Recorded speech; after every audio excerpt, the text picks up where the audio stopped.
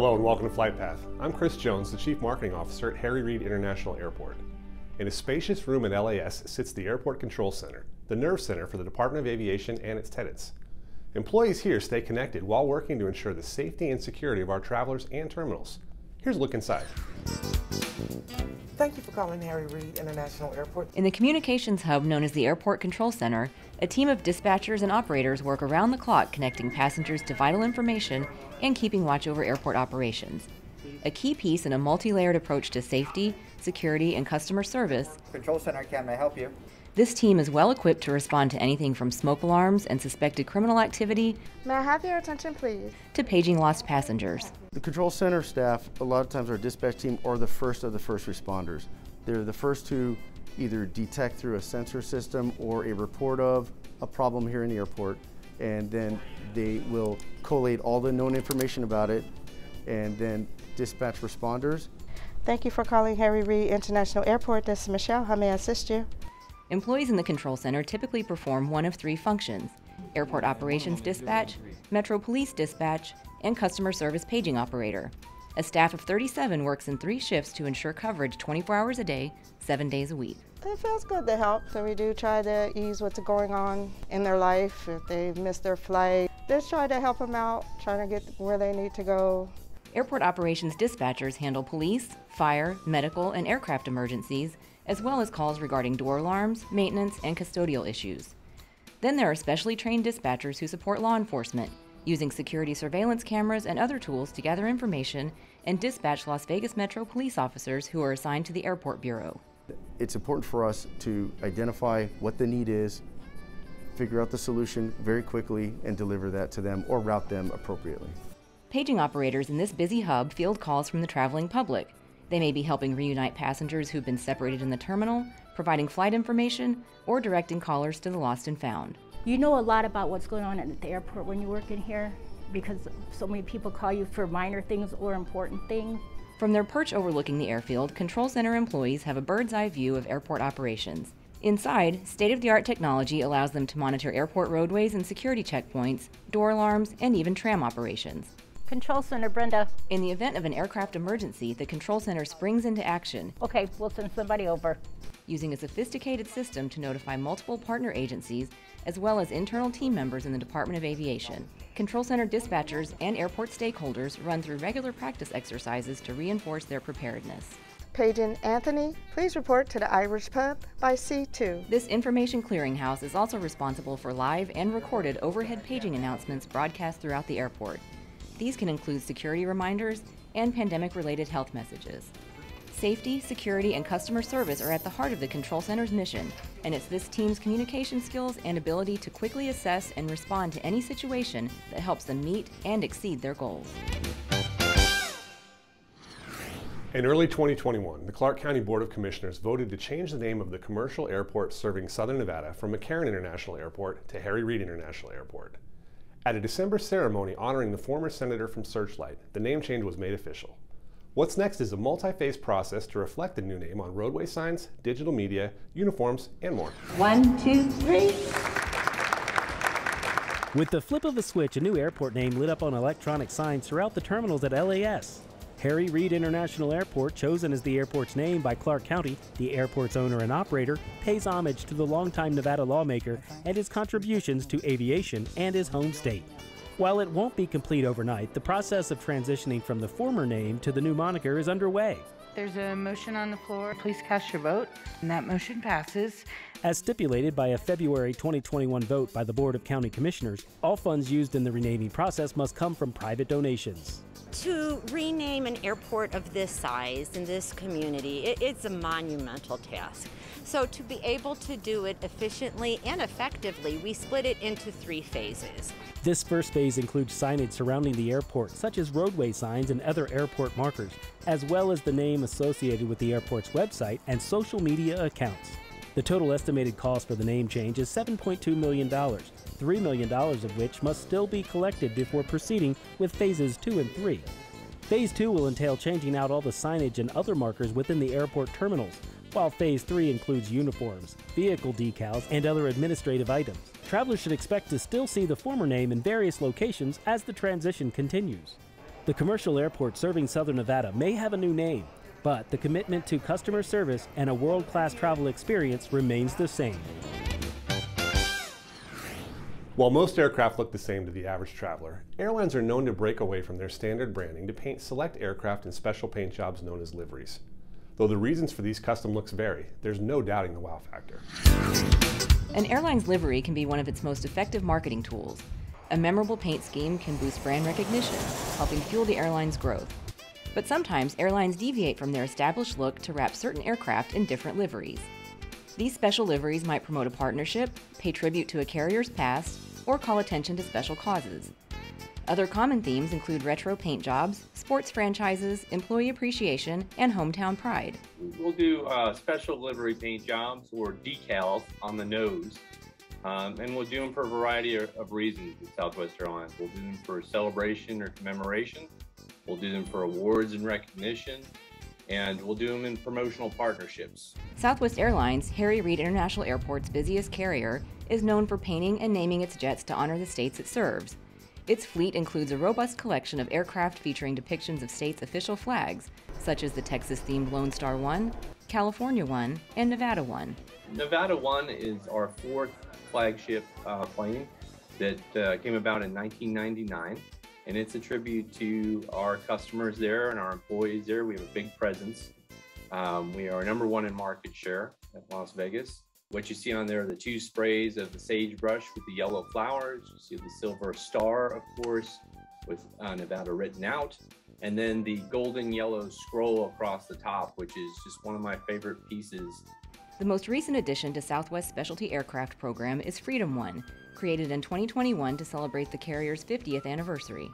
Our most recent plane, which is Freedom 1, which has the American flag across it. I think it's a beautiful depiction. And then I think it just represents very much what Southwest Airlines is about, which has been giving people the freedom to travel. Local sports fans can appreciate the specialty designs introduced by Allegiant Air. In 2019, Las Vegas's hometown airline celebrated the city's beloved NHL expansion team, the Vegas Golden Knights. And in 2021, the carrier rolled out a sleek silver and black Airbus A319 in honor of the NFL's Las Vegas Raiders and its Raider Nation fan base. So one of the whole reasons we even partnered with the Raiders and certainly wanted to have our name on the stadium because it was all about a team and a venue that depended on air travel like none other in the history of the world. Creating these distinctive looks is no easy feat. For Southwest, there's also an emphasis on keeping the design under wraps until it's ready for the big reveal. The biggest challenge with the paint scheme process overall, at least from the marketing perspective, is just keeping everything confidential. Getting the plane painted and then transporting it under the cover of darkness to whatever the launch location is. In the end, the rewards and benefits are many. While we listen to all ideas, there's a variety of factors that go into determining what it is. And it has to do with the 3 categories: celebration, awards and recognition, or partnership. In addition to Southwest's fleet of specialty aircraft, there's no shortage of interesting, colorful airplane liveries rolling down the runways at LAS. American honors its past with a series of retro planes, while Alaska, WestJet, and United promote entertainment with Disney and Star Wars themed liveries. Delta Airlines' Thank You plane is another example of an airline celebrating its workforce. And Israel's El Al even debuted a Las Vegas branded Dreamliner for its first ever flight to LAS. To protect people and property here at the airport, the Department of Aviation is undertaking a year-long construction project. Dropping off friends and family for flights departing Terminal 1 might be a little more complicated for the rest of the year, but it's all in the name of traveler safety. In January, construction crews began a project to install concrete safety bollards along the departures curb. So if a vehicle were to accidentally or intentionally try to get on our curb, the bollards will prevent them from doing that and injuring our passengers as they're on our curb. Bollards are used around the Las Vegas Valley, on the Strip for example, to create a protective barrier between vehicles and pedestrians. Here at Harry Reid Airport, they've been in place to enhance the safety at T3 since the terminal opened in 2012.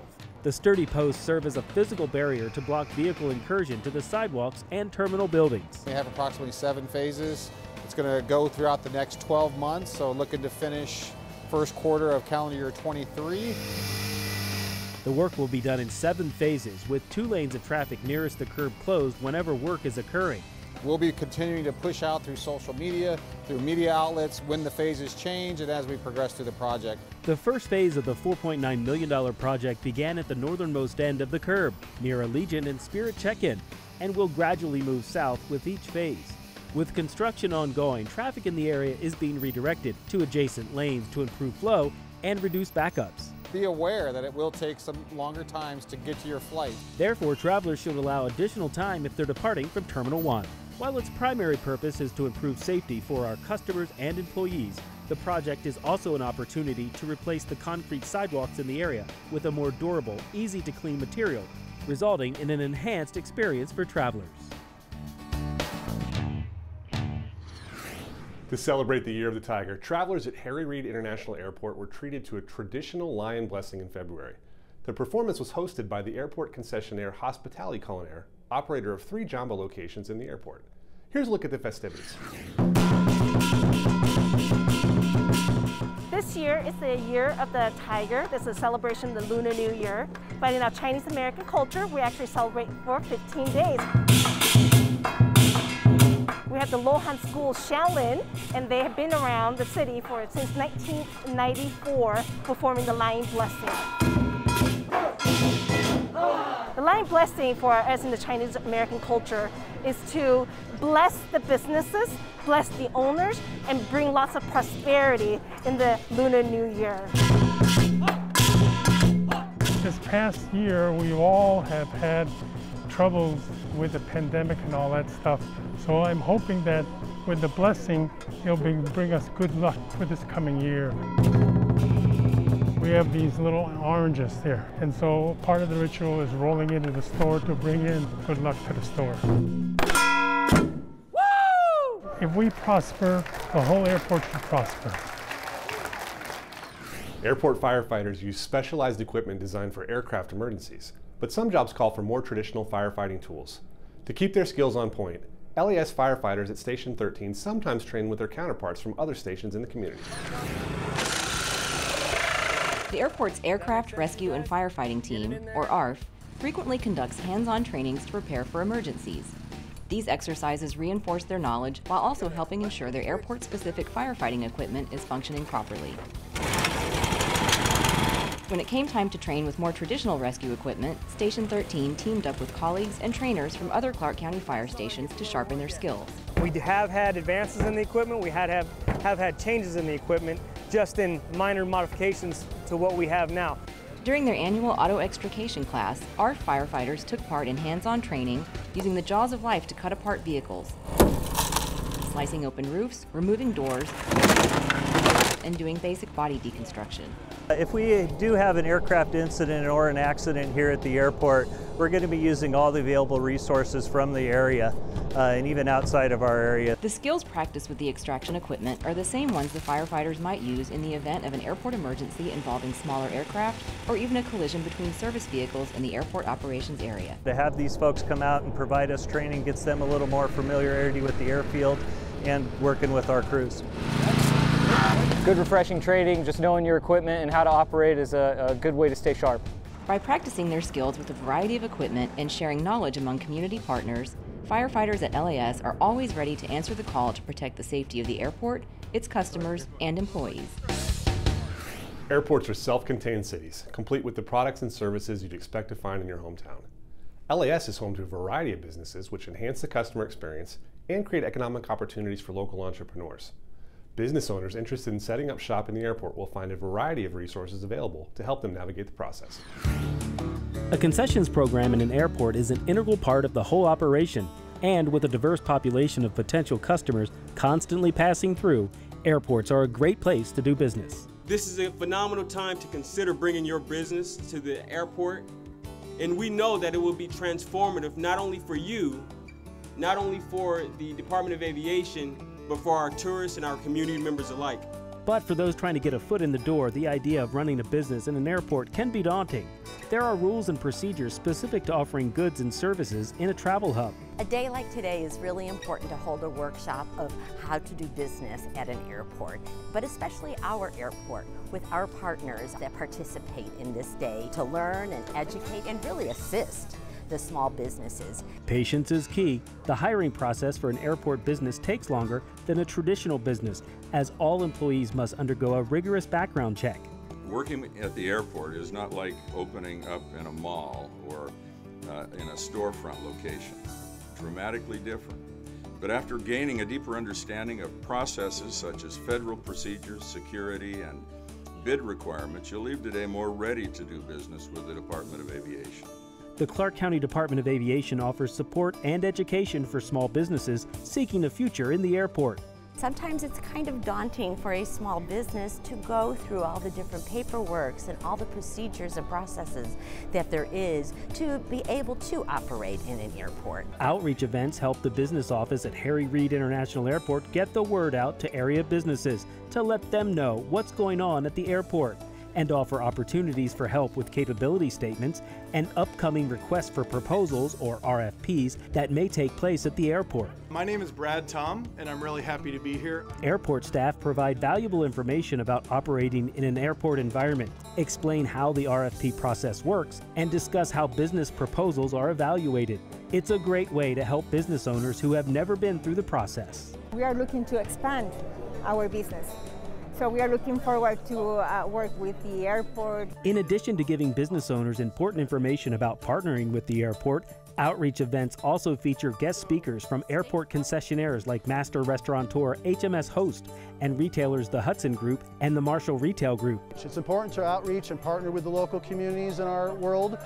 We bring in local flavors, local business partners, and we're very proud to boast over 9 subtenant partners that generate over $250 million in operational sales. Resource partners like banks, credit unions, and small business development organizations offer advice on pursuing government funding and understanding current market trends and economic forecasts. In addition to outreach events, the airport also offers a Disadvantaged Business Enterprise, or DBE, program to ensure minority and women-owned businesses can compete fairly for federal funding for transportation-related projects. This is an opportunity for us to shake hands, get to know people, get to know kind of like the shakers and movers in town, and find out where we can fit in as a local small business. For more information about concessions, construction, and purchasing opportunities, as well as upcoming outreach events, visit harryreidairport.com/business. Wildlife might not seem like a concern for an airport situated in the middle of a bustling city, but with parks and other animal-friendly habitats nearby, precautions must be taken to ensure both birds with tail feathers and those with tail numbers can safely coexist. Flight safety at airports is about more than avionics and mechanics. Facilitating safe air travel at LAS includes efforts to lessen the risks posed by the surrounding environment, including those of feathered and four-legged creatures living in Clark County parks, wetlands, desert areas, and golf courses. There should not be any wildlife around here, but there could be. So we inspect this 3 times a day, during the morning, during the afternoon, during the night, just to make sure that the operations of the airport is safe. Run-ins between aircraft and wildlife pose a significant threat to aviation safety. Commonly known as bird strikes, these incursions can inflict damage not only to aircraft engines, but to parts like the wings, nose, windshield, and fuselage. We do have, surprisingly, a lot of different bird species around here that are all around our airport. We have Sunset Park very close. We have several golf courses around us, which we have to monitor the activity in and out of those places. That's why, in the interest of the traveling public's safety, the Department of Aviation enacted a formal wildlife hazard management plan to help reduce the risk of wildlife interaction with aircraft. Holding short 36 Delta for inspection. The first line of defense in mitigating wildlife risk is the eyes and ears of people working in the airport environment. Part of our job is to, daily we go out and our team does inspections, and part of that requires us to do a wildlife inspection. The airport has procedures in place for safe removal of animals, whether they are healthy or have sustained injuries. And we turn those over. Like I said, there's several vets in town that will take them in and care for them if possible. The mitigation program is designed to discourage wildlife from taking up residence at the airport. Airlines and other airport businesses can help by keeping work areas clean and securely closing lids on dumpsters and other debris receptacles. Feeding birds or other wildlife on airport property is prohibited, as is storing materials in a manner that they could become a nest for wildlife. You may get passengers, they don't know that feeding the birds is an issue. And so we have people out front to discourage that activity. Other measures include eliminating any standing water or vegetation such as weeds and using humane tactics to scare animals away. So if we come across some wildlife in the airport, we use the sirens, the vehicle, just by driving by them, and they just usually clear the area. In the event there is a wildlife encounter with an aircraft, remains of the animal can be identified to help prevent future incursions. Knowing what you're up against at your airport, what kind of wildlife are you dealing with, and knowing is half the battle, because if you know what it is, then you're taught how to react. Having an official wildlife hazard management plan in place allows Harry Reid International Airport to protect aircraft and the traveling public, while at the same time respecting the inhabitants of the ecosystem and the surrounding community. So we try to strike a balance between the environment we're in and flight safety. Flight safety being our #1 goal. In the ongoing effort to modernize Terminal 1, areas dating back to the 1960s will get some freshening up with the removal of obsolete equipment. Here's a look at that project. The moving walkways in the A and B concourse will soon be removed. So these units have become obsolete and outdated to the point where they're no longer cost effective to maintain. Parts are very difficult to find and extremely expensive on the commercial markets. The walkways will be taken out in phases and terrazzo flooring will be installed in their place. This will result in the areas having a spacious, more modern feel with the added room for travelers and their bags. Power and data will be installed under the flooring should there be a need for it in the future. So our passengers are used to walking to the gates from the checkpoint, so when these units go down or out of service, it really hasn't been a very big inconvenience to them. In fact, by doing this project and replacing and opening up the area with terrazzo, it's going to make it more convenient and modern and spacious for our passengers to be able to traverse these concourses. Customers with concerns about making the walk between the security checkpoints and the boarding gate are encouraged to arrange for wheelchair service with their airlines in advance. Assistance can also be requested once you're on airport property by calling 702-261-PUSH. Removal of the walkways was delayed as other projects took priority during the pandemic, but work is expected to progress throughout the coming year. When you're ready to fly, know that LAS is all in for passenger health and safety. For all the latest, check us out on Facebook and follow us on Twitter. And remember to use all the resources on our website, harryreidairport.com. Thanks for joining us. We'll see you next time on Flight Path.